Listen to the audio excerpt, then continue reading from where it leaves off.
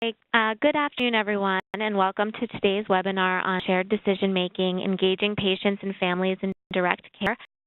This webinar is sponsored by the American College of Physicians Support and Alignment Network in partnership with the Institute for Patient and Family-Centered Care and the WWAMI PTN. My name is Monica Lizarraga, and I am the Grant Administrator for the ACP-SAN. Before we get started, I just have a few housekeeping items.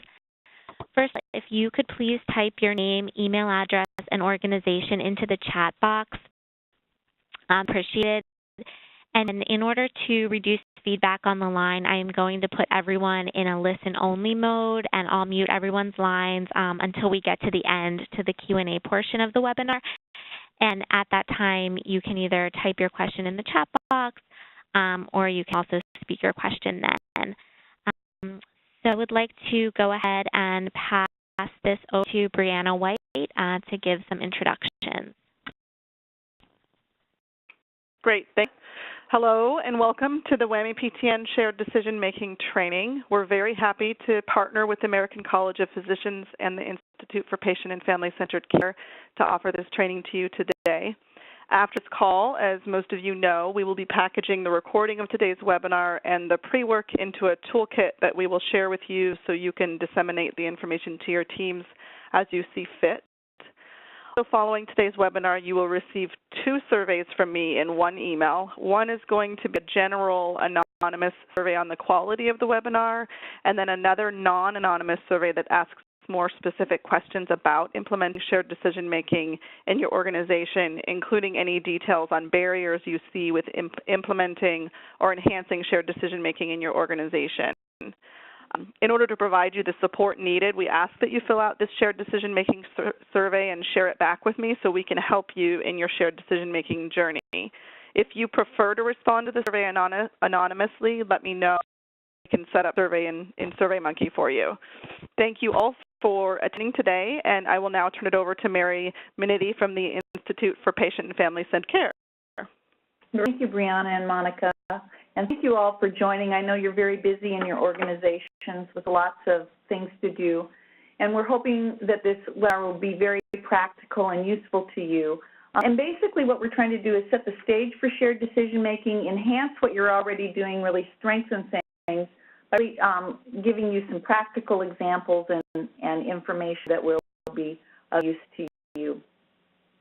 And what you to know is that your goals related to meeting the transforming clinical practice aims are our goals as well.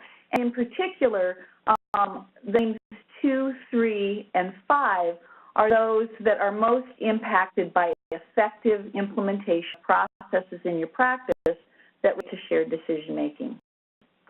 So to showing up for this webinar, Brianna sent you out a number of articles and some videos to view as pre-work. One was around the 12 myths related to shared decision-making, and these are the myths, and I'm not going to regurgitate to you the depth and the breadth of that very strong article that looked at evidence across a variety of areas and places where shared decision-making can be implemented. But I'd like to share with you a couple of ahas that I had as I was preparing for this presentation and also talking with colleagues that are much more experienced and really are the researchers around shared decision-making.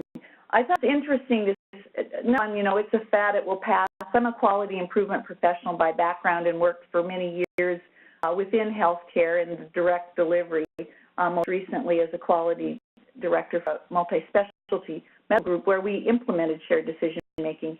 It was interesting to note in that article that shared decision-making has been talked about as being value added since 1959, so it's not going to go away.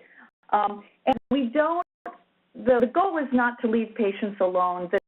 We have to be very clear that shared decision-making is an interpersonal and interdependent process between the healthcare team and patients and their families. And I'm going to share some information with you more specifically about that people do want to be involved in their own decision-making.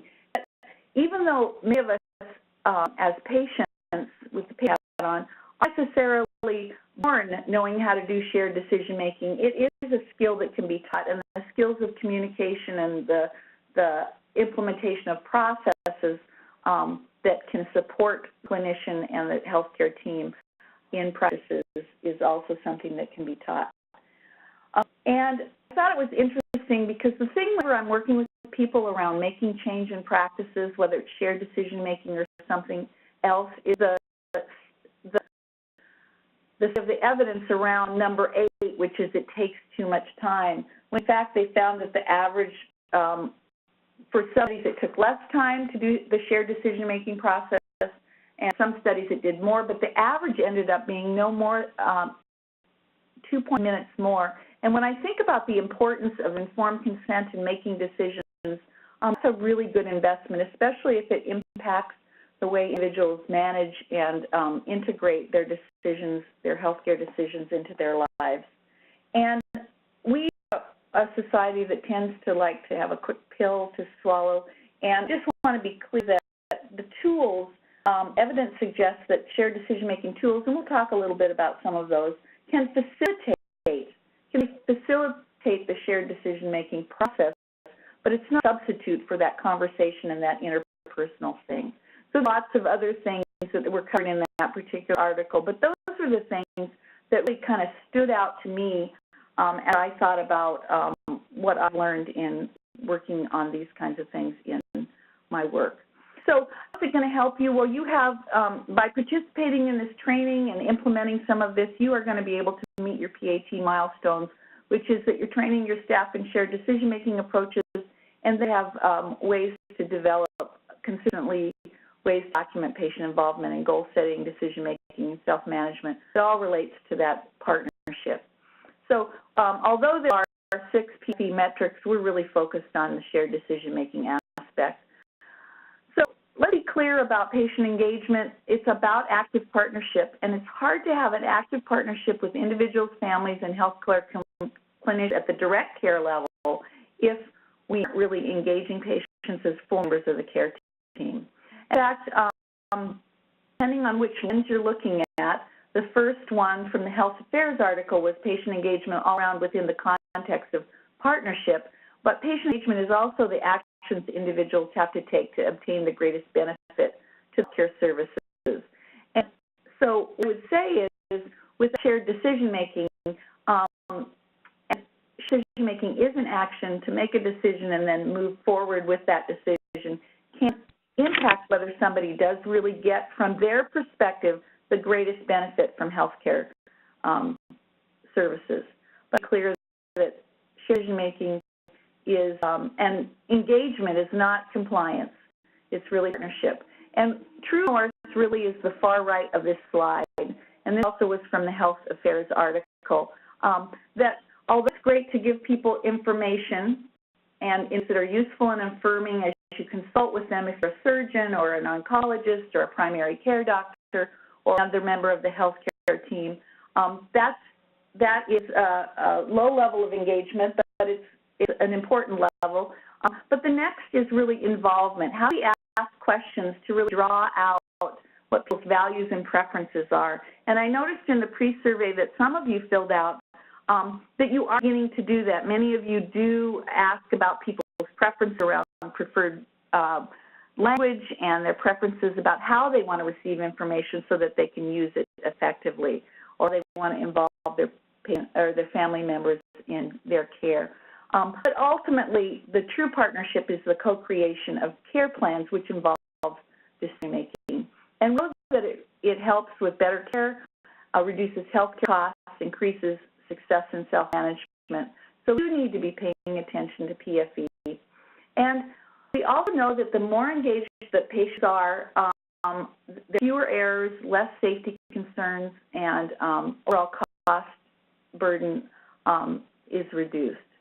But that involves healthcare, which over the years has been shifting. I'm in healthcare for 25, 26 years, and it has been shifting over that period of time, is really not a passive sport anymore. We have to really assume that the partners in a healthcare interaction the clinician, the healthcare team, the patient, the family, however somebody defines their family, are each experts and expertise to the conversation around what is the right thing, the best thing, the evidence-based, with your values thing to do related to a healthcare decision. And so we do have to assume that the expertise of patients and the support of families is critically important.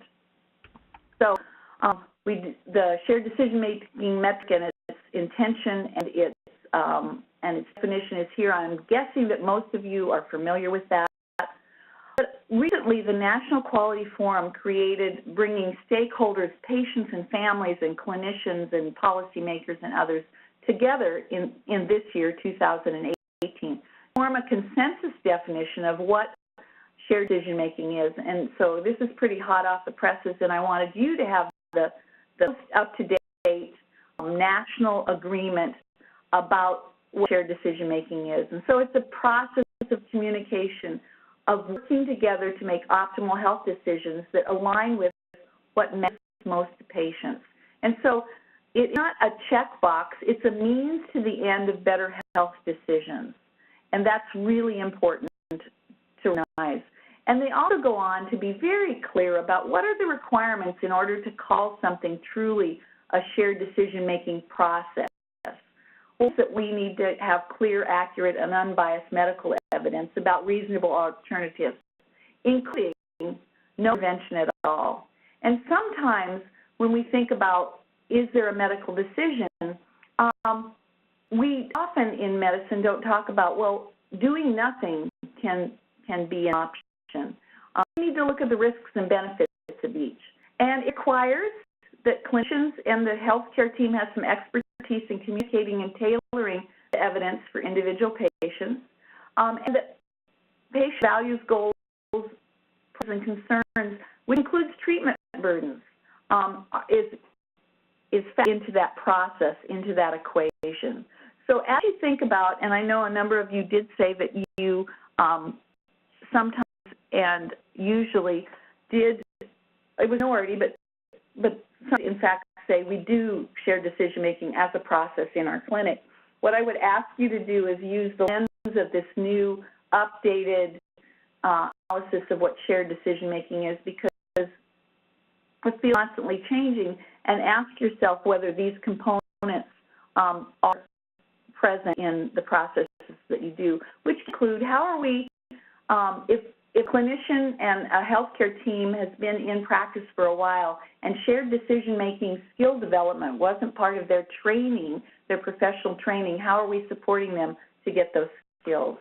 Back in 1982, which was a while ago, they really talked about shared decision-making as the preferred standard for informed consent, but I believe that it's much more than that in 2018, because it really has the potential to improve health care. And it's a non-hurried conversation about options available. There's a willingness to listen and to respect each other's views, values, and preferences, and that's what makes it collaborative. There was a study that was done by Blue Cross Blue Shield of California, and it talked about the importance that information plays in empowering and engaging patients. And it talks about strong relationships that build continuity and team continuity and connectedness with the patient and the clinical team that the patient is working with are required in order to really engage individuals. And that through relationships and that continuity, often a well-informed patient is comfortable asking questions because of the environment that's been created.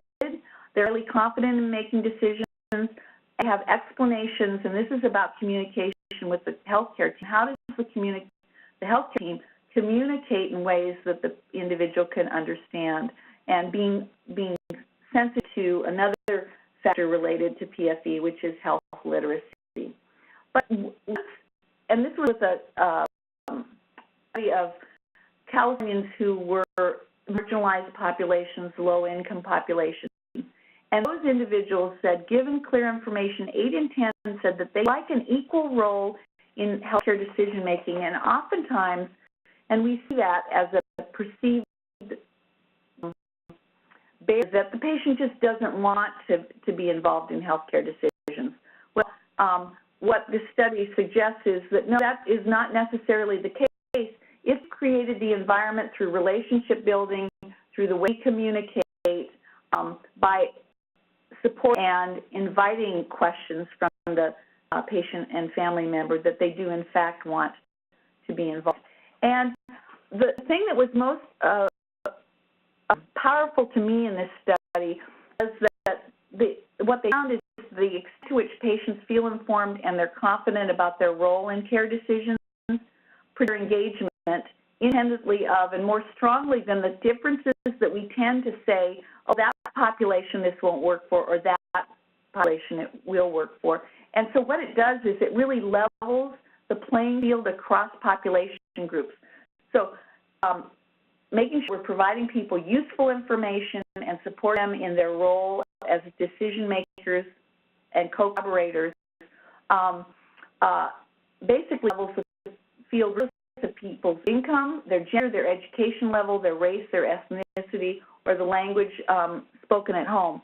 So it's a way to really reduce health disparities if we create opportunity for that. So let's talk about benefits and opportunities.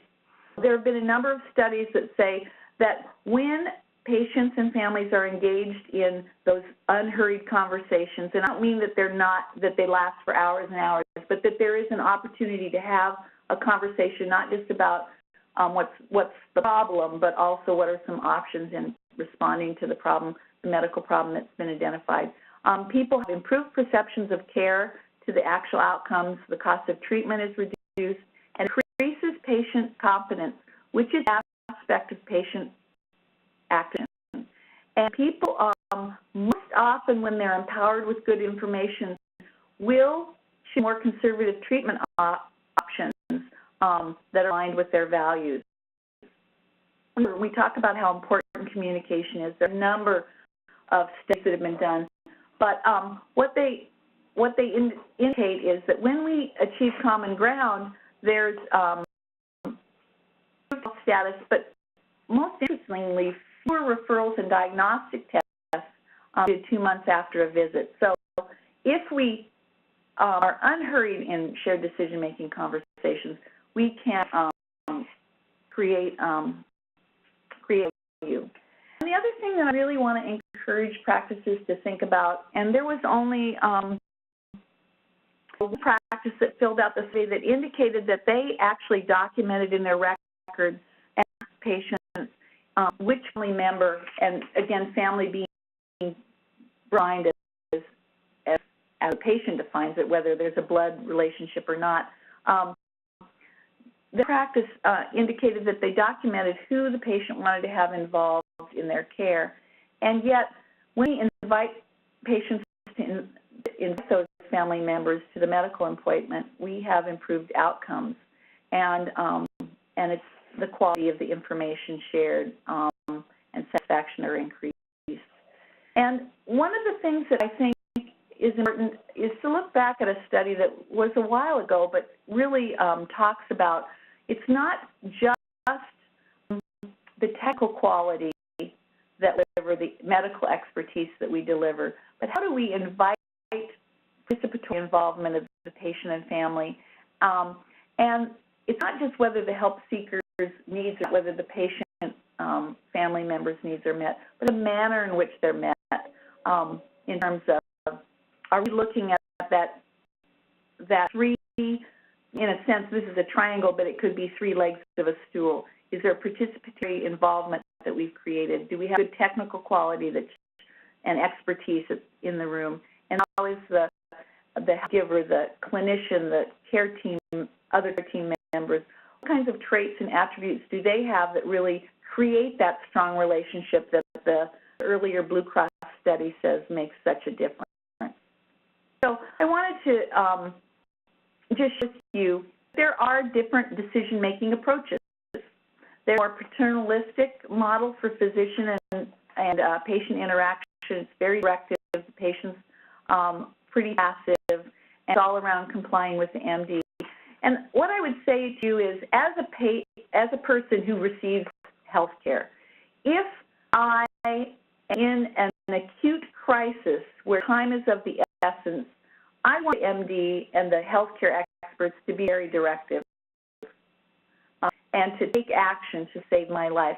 So it's not that there aren't settings and situations where that particular directive model isn't appropriate. But as we move down the continuum, there's also the autonomous model where the patient is more directive. And I would suggest to you that my mother was a great example of that. She had emphysema and some early heart conditions when she was in her 60s and 70s. And her value was that she wanted to interact with healthcare as little as possible. And so she really, they would share some information and was receptive to what her values and beliefs were. But she was really clear that we would suggest tests. She was always interested in knowing, well, what if the test finds something out? What are my options then? Because it was pretty clear that she wanted minimal intervention. So that doc really worked with her based on that. And so she was really the person making the decisions, and was as much of a partner in that as perhaps she might have wanted to be. But that was important to her. Shared decision-making is the exchange of information, and there's equity in what the decision-making is about, and collaborative decision-making. And these really blur very much. I just want to be really clear that they blur, and really, in some ways, I think that they may be a false forms of really separating those. But MD's role is supportive. The patient has to be proactive. They're both interested in this conversation, in shared learning and the exchange of information that isn't just medical information, but it's also context around the environment that the patient lives in and the values that drive the kinds of decisions that they make in other parts of their life. But the purpose of which is to create some kind of an action plan to improve health.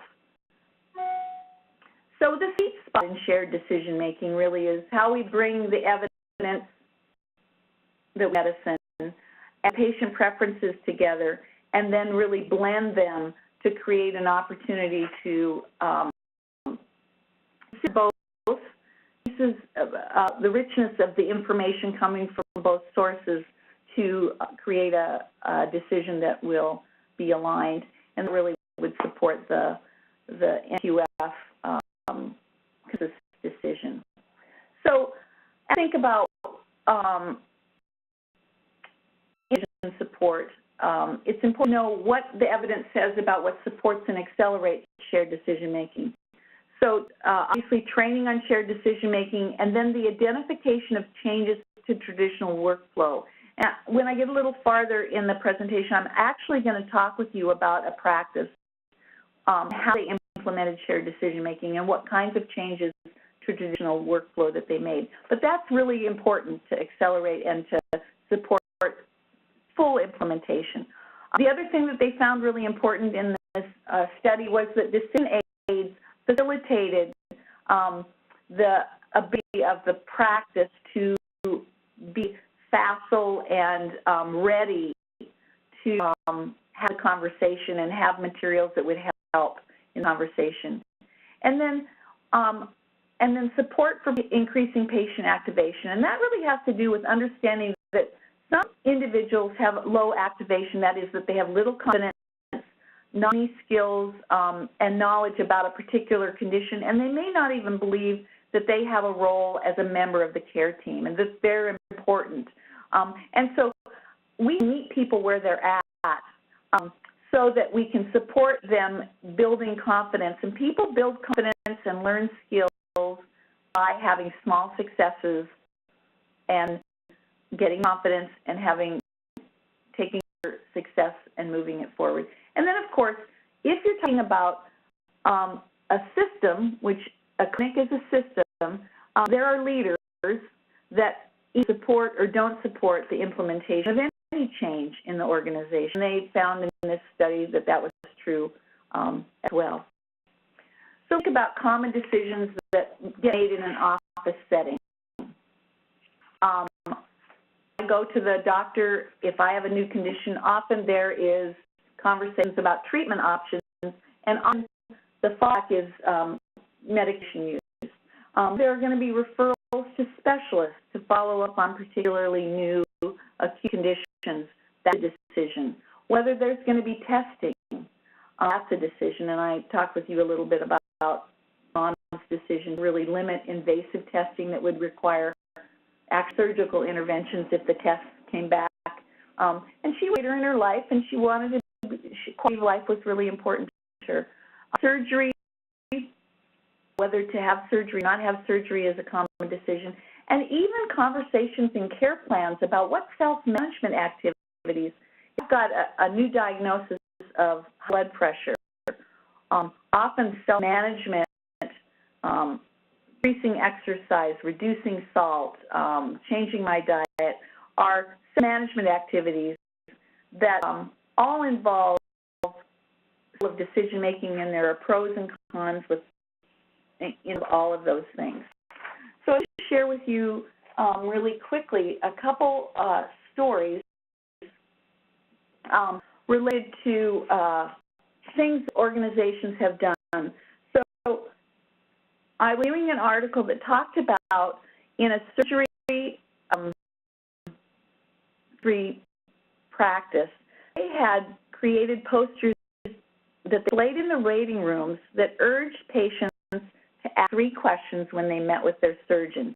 And they were general questions, but they all focused on decision-making. What are my options? What are benefits and harms? And how likely are these to happen?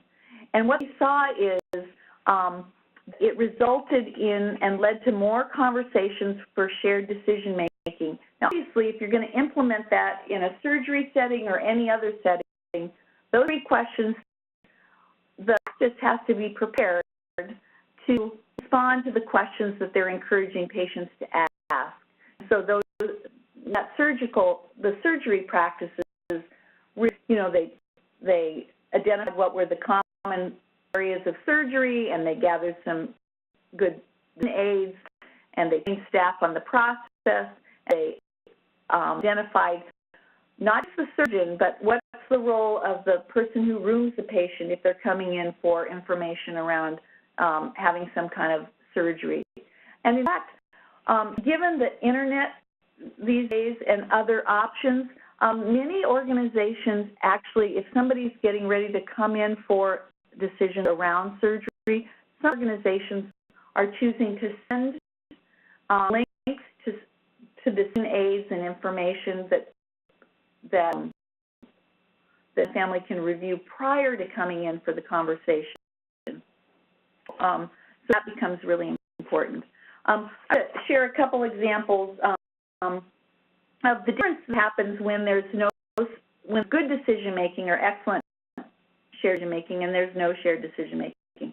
And so this is an example of Anthony. He's retired and he's overweight and he's struggling to get around the golf course. And a lot of it has to do with his knees.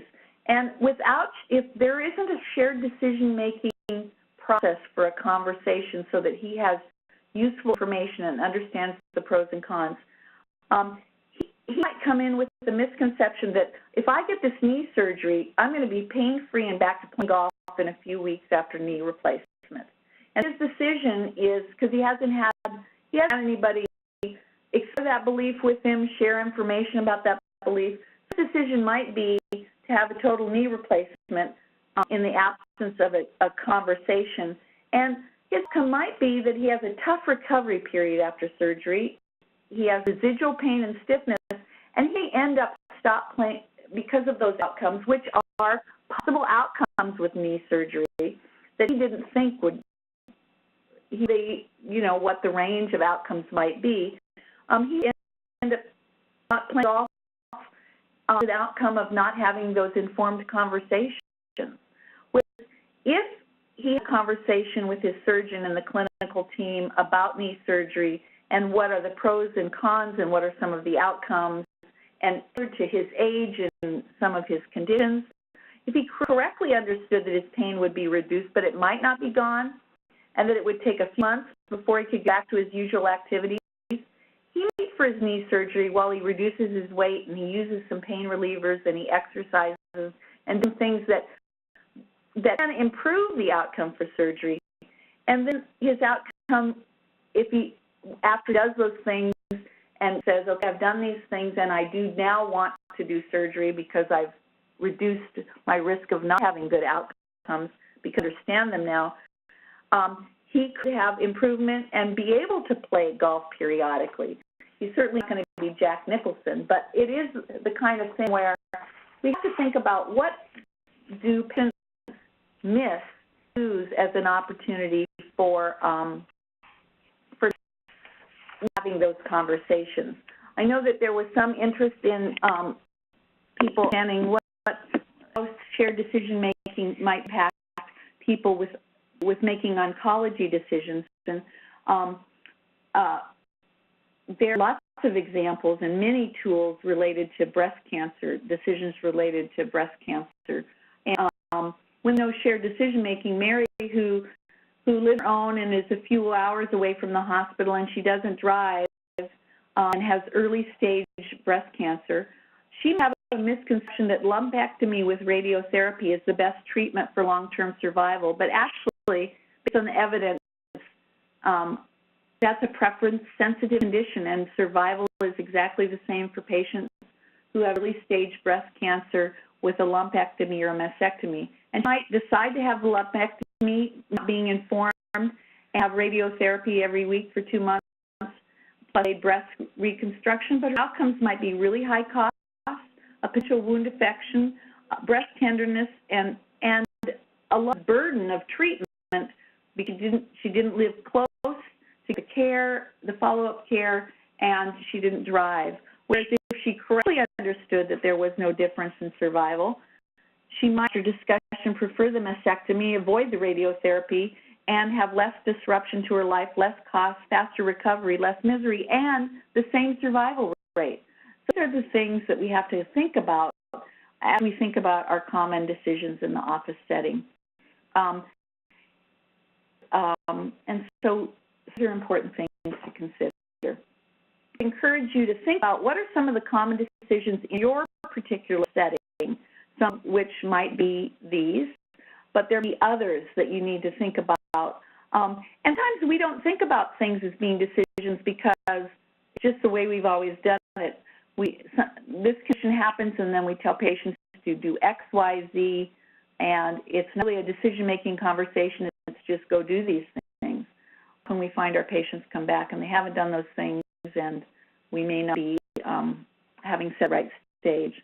So one of the things that's important is if I haven't had a lot of experience in making decisions around my health, it is good if my provider and my care team can really provide me lots of opportunities to build confidence and begin to decision-making with the practice, even things related to setting the stage by understanding and documenting patients' preferences by asking questions, which was kind of middle ground of moving toward true north when we were looking at the engagement diagram. Invitation, participation, even in terms of in the moment, what are priorities for the day? That really is a decision making. I know that one of the issues someone mentioned was people have lots of chronic conditions and they come in, and how do we work with them to have to do shared decision making? Well, again, what together are the priorities for the day and what matters to them can be a start in shared decision making. And initiation for their active participation can make a difference. Talked a little bit about decision aids, and they are a tool to facilitate but not to take the place of the station. But there's lots of reasons to use decision aids because 80% of medical information that we hear in an office visit is forgotten or misunderstood. And an analysis of a number of clinical trials shows that it helps make patients better informed, and it facilitates their participation in decisions. And the results are in. They did a Cochrane review of 105 trials with many clinical topics with over 30,000 patients. So lots of patients are having the opportunity to participate in processes that have tools that support the process. And they are informed in comparison to the usual care, and it shows that the decision quality is better in terms of knowledge involvement and a better match between values and choices. And we always want to look at harm. Are we doing harm by sharing information in new and different ways to patients? And there, in this review, is no evidence of harm. I want you to be aware that there are a lot of free tools out there that are decision aids that, as you think about what your process is, that you can available to your practice. And what is a common process that many organizations, regardless of their clinical specialty, adopt and find helpful is they train staff and clinicians on shared decision-making. They identify using data what their top 3 clinical conditions that involve decision-making are. They research available tools, and I've given you some links to a number of them. And they invite patients and families with a lived experience to share and give input about the tools under consider. And then they develop a sustainable process of how are we going to integrate these decision aids into the process of preparing people and supporting people for the conversation and the shared decision making. Meta management is an engagement opportunity related to decision making, and I believe that this data here about people not taking their medication or filling their prescriptions or not using it correctly is related to the issue of that the medication, the process of writing a prescription was not a decision-making process. It was what we need to do, and I'm going to write this prescription, and it doesn't get filled or it gets used inappropriately. And there's significant evidence that if we're collaborative, active, engaging patients and families, we get improved results from using medication. And we want to mention the importance of patient activation. So if you're thinking about shared decision-making, even as it relates to self-management, using the scale in these questions of, how we've talked about the pros and cons of this, and you've chosen to do exercise. On a scale of 1 to 10, how important is it for you to change that? And how confident are you that you can do it? And having those conversations can be really helpful. And those kind of conversations around confidence don't necessarily have to be done by the clinician. They can be done by other care team members. And again, all the TCI aims really make a difference. So shared decision-making is a process, and self-management is part of that process because sometimes the decisions we're making around options related to self-management. So it has to do with goal setting, developing care plans, making sure people have the opportunity to participate in that, make sure they understand the instructions that they've been given by asking them to repeat in their own words what makes sense, what they heard, what they're going to do, and continually reassessing goals because making is not a one-time-only event that is redone. So I want to really quickly talk about some practices that do shared decision-making. And this is a small practice that redid their practice, and they created a team with very clearly defined roles, a physician, a nurse practitioner, a part-time care manager, a part-time wellness coordinator who did behavioral health stuff. Then health coaches really were upskilled medical office assistants and a care facilitator who was the woman who checked people in and helped manage referrals. And they worked in partnership with patients and families. And what they did is they really invited patients and families of the existing practice to come and redesign how they could be more patient and family-centered. And they shifted their philosophy of care, and they really started communicating it really explicitly about the importance of the patient being the most important member of the care team. They set the stage for shared decision-making. They consistently sent messages of partnership and invited people to participate. And they built the strengths of individual patients. So they thought about fixing, passing, you're the object and I'm going to fix you, as opposed to we're really working on healing and how can we help with healing. They did a number of things that really supported their shared decision-making process. Asking what's important, doing motivational interviews, viewing patient-centered goal setting.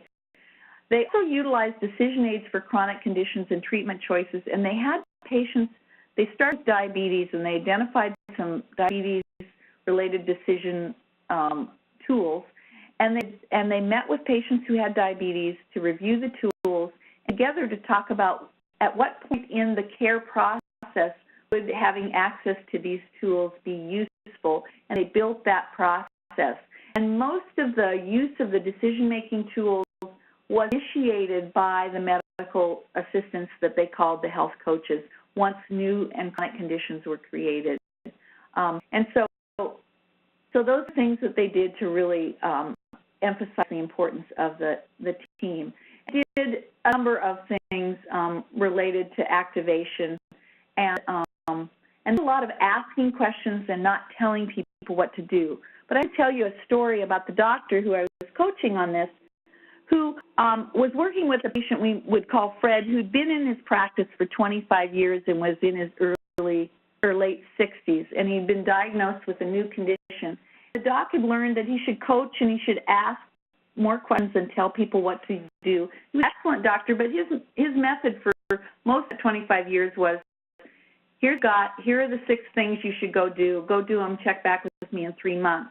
So he was changing his paradigm, and he was asking, and he asked Fred, so you've got blood pressure, what do you think we should about it? And what Fred said was, well, that's your job, doc, that's what I pay you the big bucks for. The interesting thing was, and so he came back to me because I was working with him on his communication, created the context to switch the paradigm, to invite Fred in and really help Fred understand how important it is, why their opinion is important, how they can make a difference as it relates to changes in their chronic health conditions. And so it's not enough to begin asking, it's important to create information about why we are asking and why it's important, and how together we can come up with decisions that will make a difference. And as a result of the work that they did, practice had really good results, good outcomes. They increased referrals and use of community resources and follow-through, but based on having conversations and supporting people and reviewing information and making decisions that are aligned with their values. I want to share one more example, and then we'll talk about some resources, and I want to leave time for questions, so this is going to be really quick. So Health Alliance group on patient activation, on shared decision-making, and decided that what they wanted to do is really start collectively developing care plans. And what we realized is that patients have really busy lives. They worked with really challenged, it was a federally qualified health center, so their families had challenges outside of their medical conditions and things, and they realized that they needed to create the opportunity to have context. When we first started this process, there was a lot of resistance. The plan really is they said it's a document that really documents a conversation between the care team and the patient to gain a better understanding of what's taking place in life for the patient.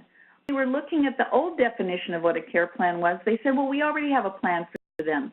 We have too much to do.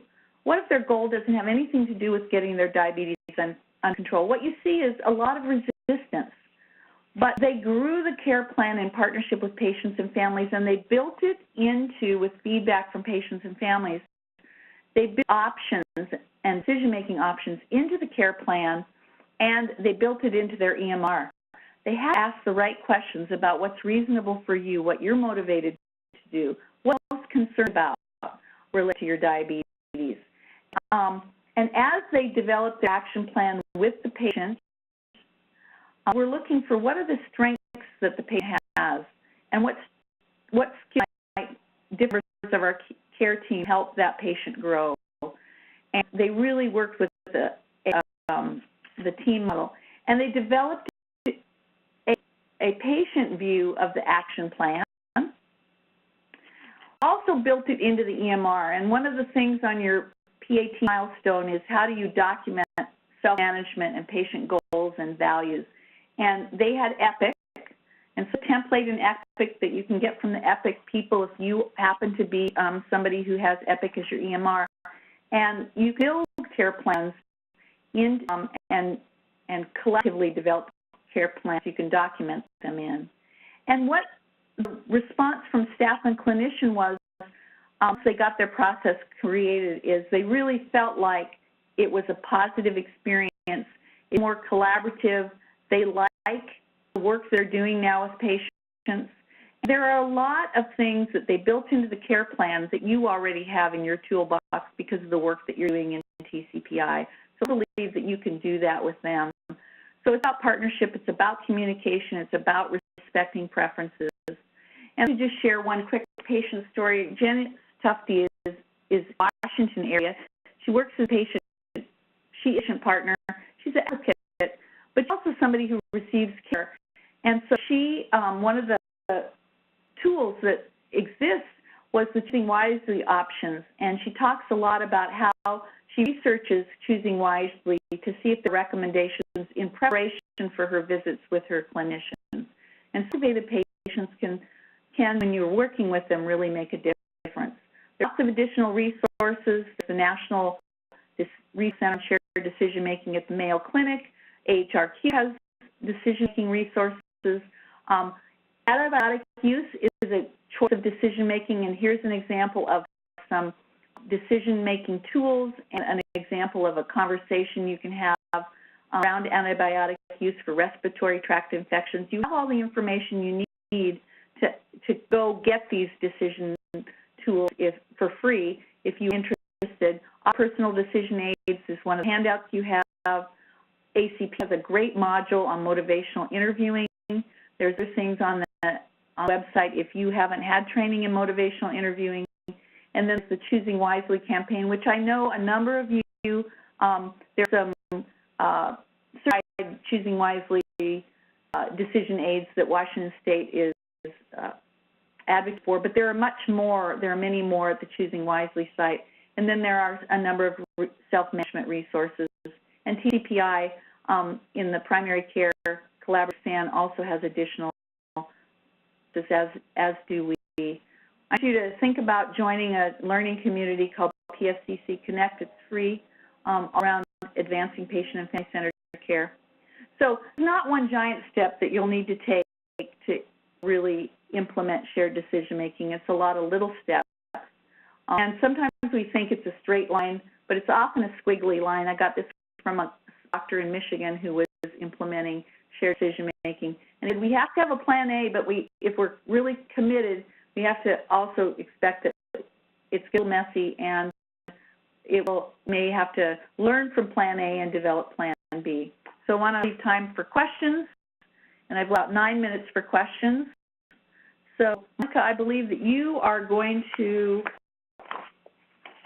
Yes, I'm going to unmute everyone so you can feel free to speak your question, especially if you're only connected by phone, or if you would prefer, you can type your question in the chat box and I will read it out for you. If we have any questions in the chat box, do we, Monica, yet? Not yet. Okay. So there's a question from somebody who filled out the pre-survey, and the question was, are there ways for medical assistants to evolve?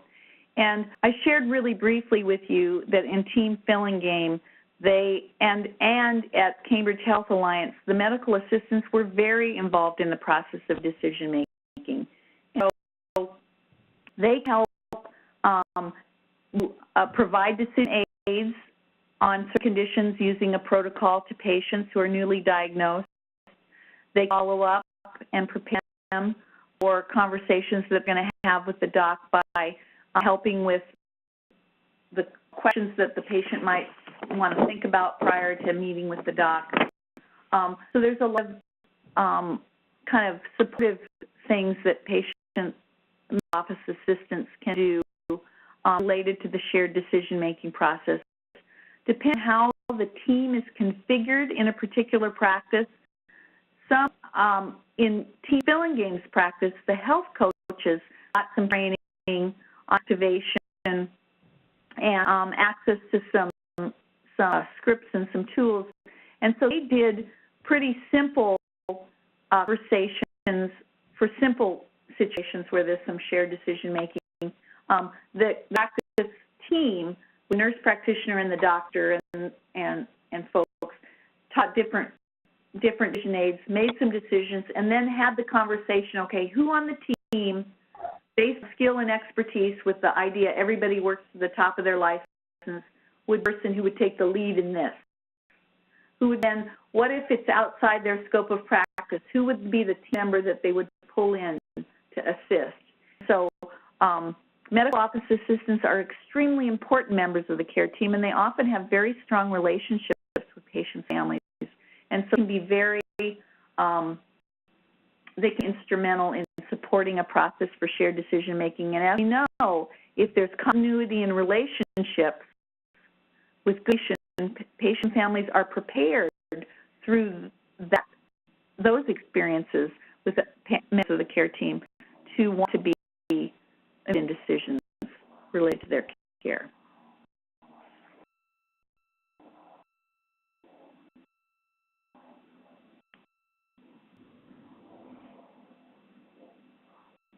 Any questions, Monica? No, there are no questions in the chat box at this time.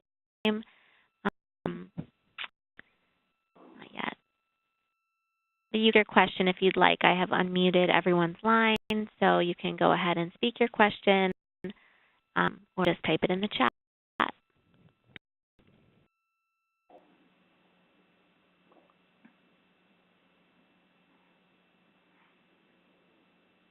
I note that in the pre-survey, there were some of you that indicated that you didn't see a lot of barriers to implementation of shared decision making. Some felt like time and training could be an issue.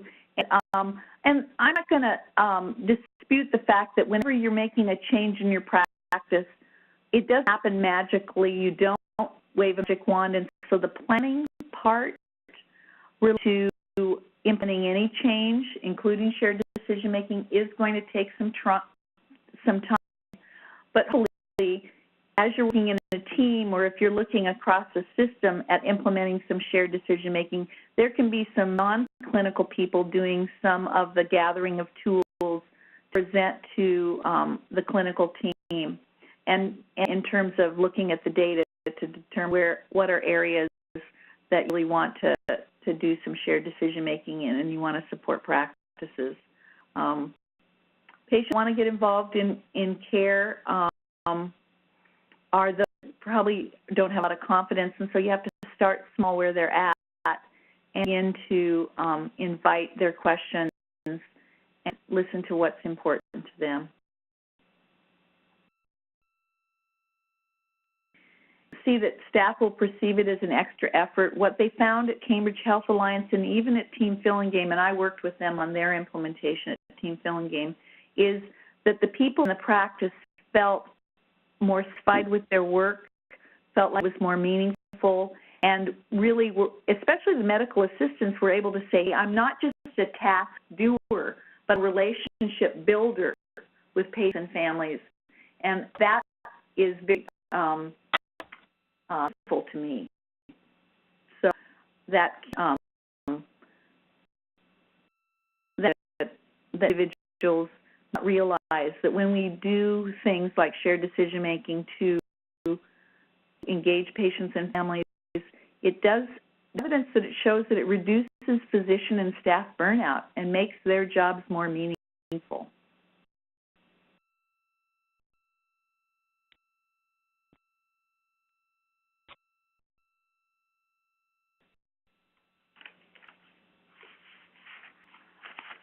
there's a thing that I would just like to mention. I know that there was a question about how different surgical centers are implementing shared decision-making, and spoke just a little bit about the 3 questions and the use of decision aids. But for the person who asked that question, if you want to type into the chat box your name and email address, then I can send you some materials that were too comprehensive to cover in detail around surgery. I can send to you so that you can knowledgeable about that particular area that you were interested in knowing more about.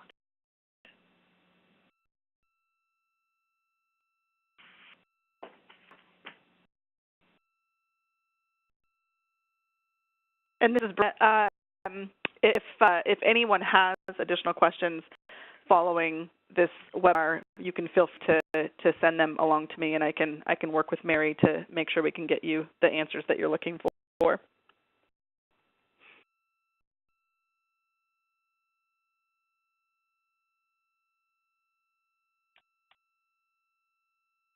Okay, we don't have any questions in the chat box.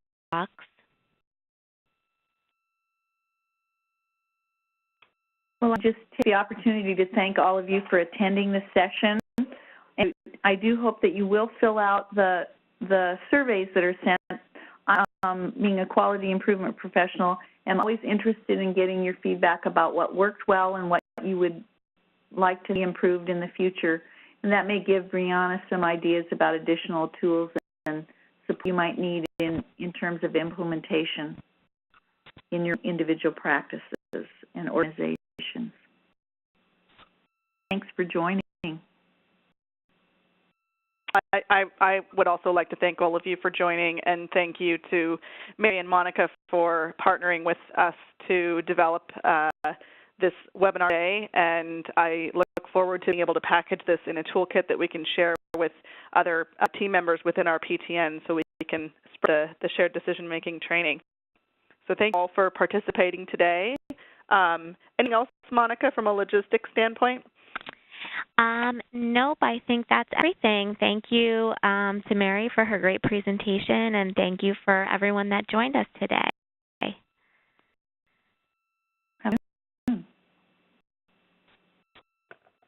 you all.